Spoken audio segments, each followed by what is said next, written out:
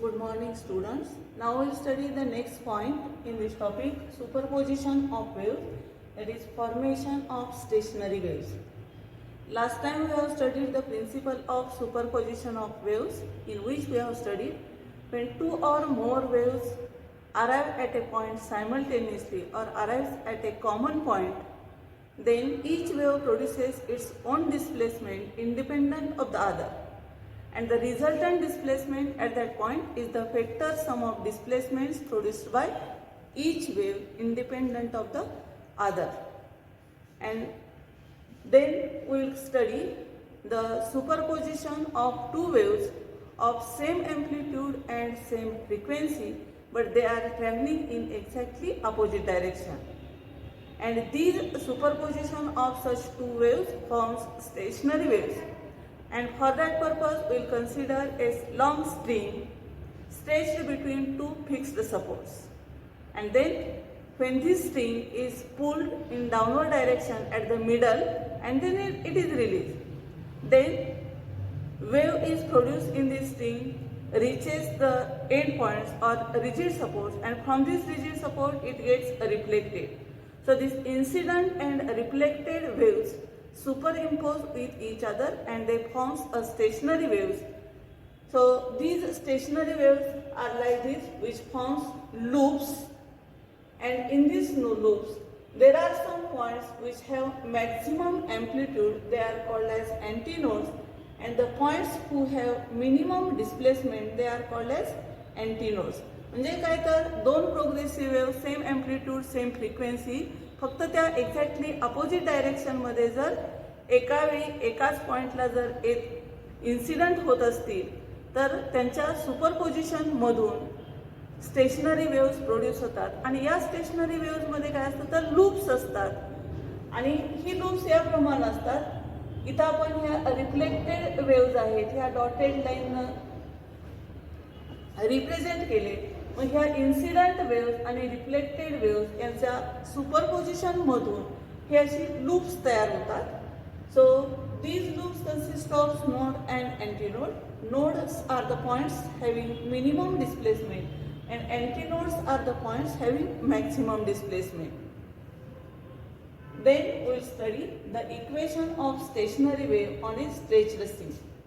मग stationery वेव्हचं equation study करण्यासाठी पुन्हा एकदा we have to consider the superposition of two progressive waves having same amplitude A and wavelength lambda, but they are traveling in exactly opposite direction. म्हणजे आपल्याला दोन progressive waves super impose होतात असं consider करायला पाहिजे. त्या दोन वेव्स प्रोग्रेसिव्ह वेव्स कशा आहेत तर त्यांचं अँप्लिट्यूड सेम आहे, वेवलेंथ सेम आहे, म्हणजे फ्रिक्वेन्सी पण सेम आहे आणि त्यांची डायरेक्शन मात्र ऑपोजिट असते. मग अशा दोन वेव्स आपण कन्सिडर केले. If we consider first progressive wave travelling in positive direction of X axis, तर positive direction of X axis मध्ये ट्रॅव्हल होणाऱ्या प्रोग्रेसिव्ह वेव्हचं इक्वेशन असतं y1 is equal to a sin 2 pi nt minus x upon lambda. A is the amplitude of that progressive wave, n is the frequency and lambda is the wavelength. आणि negative X ॲक्सिसच्या डायरेक्शनमध्ये travel होणारी जी progressive wave असते it is given by this equation y2 is equal to a sin 2 pi nt plus x upon lambda. ही positive direction of X axis मधली progressive wave आहे आणि this is the progressive wave travelling in the direction of negative X axis. Positive X ॲक्सिसच्या डायरेक्शनमध्ये travel होणाऱ्या progressive वेव्हच्या इक्वेशनमध्ये इथं निगेटिव्ह साईन आहे आणि negative direction of X axis मध्ये ट्रॅव्हल होणारी जी प्रोग्रेसिव्ह वेव्ह असते त्या इक्वेशनमध्ये इथं प्लस टर्म आहे. बाकी ॲम्प्लिट्यूड दोन्हीचं सेम आहे, दोन्हीची वेवलेंथ लॅम्बडा सेम आहे, दोन्हीची फ्रिक्वेन्सी एन सेम आहे, फक्त डायरेक्शन्स अपोजिट आहेत. एकात निगेटिव्ह साईन आहे, एकात पॉझिटिव्ह साईन आहे. आणि when such two progressive waves superimpose with each other, resultant displacement at that point is the vector sum of displacement produced by each wave. म्हणजेच काय तर resultant displacement y is equal to y1 plus y2. मग y1 ची value substitute केली a sin 2 pi nt minus x upon lambda आणि या y2 ची ही व्हॅल्यू सबस्टिट्यूट केली a sin 2 pi nt plus x upon lambda. आता हे आपल्याला ॲडिशन करायचं आहे. थोडंसं सिम्प्लिफाय करूया. a sin फक्त या 2 पायनं ब्रॅकेटमध्ये आत मल्टिप्लाय केलं. पहिली टर्म असेल 2 pi nt मायनस आहे असं आणि 2 पायनं याला मल्टिप्लाय केलं की 2 pi x upon lambda plus हा a sin या 2 पायनं इथं ब्रॅकेटमध्ये आत मल्टिप्लाय केलं 2 pi nt plus 2 pi x upon lambda. तर y ची किंमत आपल्याला ही मिळाली. आता हे आपल्याला सॉल्व करायचंय. तर we know that value of sine c plus sine d is 2 into sine of c plus d divided by 2 into cos of c minus d divided by 2. हा मॅथमॅटिकल फॉर्म्युला आहे. तर याप्रमाणे जर आपण हे इक्वेशन सॉल्व केलं तर या इक्वेशनमध्ये c ची किंमत असेल 2 pi nt minus 2 pi x upon lambda आणि ह्या d ची किंमत असेल 2 pi nt plus 2 pi x upon lambda. मग ह्या व्हॅल्यूज याप्रमाणे जर आपण हे इक्वेशन सॉल्व केलं तर y ची किंमत असेल या दोन्हीमधून हा a कॉमन काढला इथं येणारा हा जो 2 आहे तो इथे घेतला म्हणजे 2a sine of c plus d divided by 2. तर c ची किंमत 2 pi nt minus 2 pi x upon lambda plus ही d ची किंमत 2 pi nt plus 2 pi x upon lambda divided by 2 into cos ची टर्म काय असते c minus d divided by 2. तर c ची किंमत 2 pi nt minus 2 pi x upon lambda minus d करायचं आहे म्हणजे minus 2 pi nt minus 2 pi x upon lambda divided by 2. तर हे जर आपण सॉल्व करायला गेलो तर हा 2 pi nt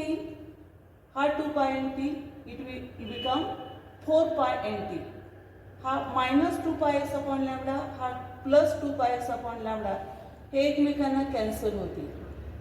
म्हणजे राहिलं काय तर 2 pi nt plus 2 pi nt म्हणजे 4 pi nt असेल डिवाइडेड बाय 2. तर 2a आहे असं लिहिलं साइन 2a साइन या ब्रॅकेटमध्ये काय येईल तर 2 pi nt plus 2 pi nt म्हणजे 4 pi nt डिवाइड बाय 2 आणि 4 pi nt डिवाइड बाय 2 म्हणजे 2 pi nt into cos of. आता कोसाइन फंक्शन मध्ये काय आहे तर हे 2 pi nt आणि हा मायनस 2 pi nt एकमेकांना कॅन्सल होईल. Minus 2 pi x upon lambda minus 2 pi x upon lambda divide by 2. तर 2 pi x अपॉन लॅम्बडा या दोन टर्म्स आहेत आणि मायनस टर्म्स आहेत म्हणजे ह्या दोन्हीचं रिझल्टंट काय येईल minus 4 pi x upon lambda. या दोन्हीमधून काय मिळेल आपल्याला minus 4 pi x upon lambda divided by 2. आणि मग 4 डिवाइड बाय 2 म्हणजे काय ना 2 म्हणजे इथं येईल minus 2 pi x upon lambda म्हणजे y ची किंमत असेल 2a sine of 2 pi nt into cos of minus 2 pi x upon lambda. आणि कॉस ऑफ मायनस थिटाची किंमत ही कॉस थिटा एवढी असते म्हणून आपण इथं निगेटिव्ह साइन नाही लिहिलं तरी चालेल. म्हणजे y ची किंमत आली 2a sine of 2 pi nt into cos of 2 pi x upon lambda. But this value of 2a into cos of 2 pi x upon lambda is the amplitude of resultant wave. हे resultant वेव्हचं amplitude असतं आणि हे जर amplitude असेल तर y ची किंमत येईल a into sine of 2 pi nt. पण या 2 pi n म्हणजे काय असतो ओमेगा असतो आणि 2 pi अपॉन लॅम्बडाची किंमत ही k असते. तर 2 pi n म्हणजे ओमेगा सबस्टिट्यूट केला तर y is equal to a sin omega t where a is 2a into cos of 2 pi x upon lambda. So this is the equation of stationary wave. Y is equal to a sin omega t. This is the equation of stationary wave. आता हे stationery वेव्हचं equation काय आहे तर या equation मध्ये जसं progressive wave मध्ये x ची term he plus or minus मध्ये असते. काही ठिकाणी प्लस असते काही ठिकाणी मायनस. तर x आणि t असणाऱ्या ज्या टर्म म्हणजे पोझिशन आणि टाइम इंटरवल तर हे प्लस और मायनस अशा एकत्र आलेल्या असतील तर ती प्रोग्रेसिव्ह वेव्ह असते. तर तशी एक्स आणि टीच्या टर्म्स एकत्र आलेल्या नाही तिथं, म्हणजे plus or minus X upon lambda अशी टर्म या इक्वेशनमध्ये येत नसल्यामुळं this is a standing wave or stationary wave. This is not a progressive wave. So y is equal to a sin omega t is the equation for stationary wave.